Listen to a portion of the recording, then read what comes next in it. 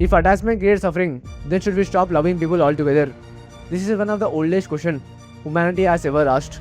Many people misunderstood Krishna's teaching and think he was asking us to become emotionless, to stop caring, to stop loving. Standing on the battlefield of Kurukshetra, Arjuna wasn't afraid of dying, he was afraid of losing. Losing his teacher, his grandfathers, his relatives, and his friends. His attachment to them became so overwhelming that he dropped his bow and refused to fight. At that moment, Krishna didn't tell Arjuna, stop loving your family.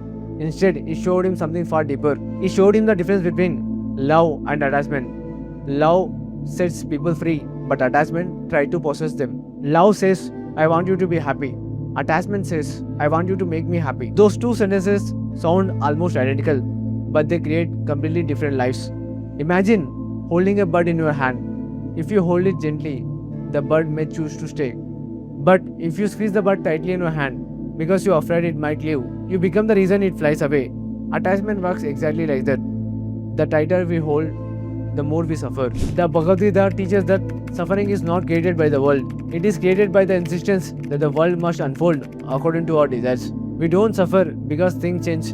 We suffer because we expected them not to. A relationship ends, a business fails, someone criticizes us, the loved one leaves. The event causes pain, but attachment whispers another story. This should never have happened, and it is that resistance that turns pain into suffering. Krishna explains this through action. He tells Arjuna, perform your duty without attachment to success or failure. Notice what he removes, not love, not action, not responsibility, but only attachment. Because attachment changes your peace to outcome that you cannot control. Think of a surfer riding a wave. He doesn't command the ocean. He doesn't demand every wave to be perfect. He learns to move with whatever wave arrives. Imagine someone trying to control the sea. How long before frustration consumes them? Life is an ocean. Attachment is believing you can command the waves. Wisdom is learning to ride them. The Stoic philosopher Marcus Aurelius reached similar conclusion. He wrote, accept whatever comes to you, woven in the pattern of your destiny. Acceptance is not giving up. It is seeing reality before arguing with it.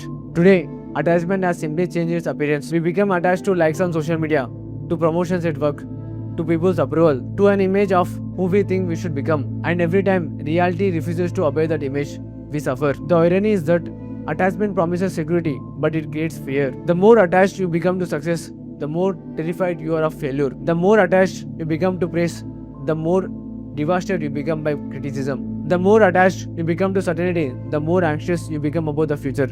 Krishna's teaching is not to stop living, it is to stop embracing your happiness inside things that are constantly changing. Love people completely, work with all your heart, build your dreams, serve your family, celebrate success, grieve loss, feel every emotion. But don't ask temporary things to give you permanent peace, because everything you can hold will one day change. Everything you can possess will one day be left behind. The only thing that cannot be taken from you is the way you choose to meet each moment. That is why Krishna have never told Arjuna to abandon the battlefield. He told him to abandon attachment. The battlefield remained exactly the same, but the warrior became different. So does attachment create suffering? No, reality changes.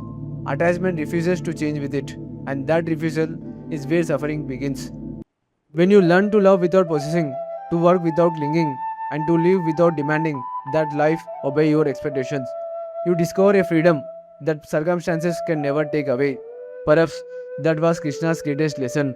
The opposite of attachment is not indifference, it's love without fear, and that is the kind of love that never becomes suffering.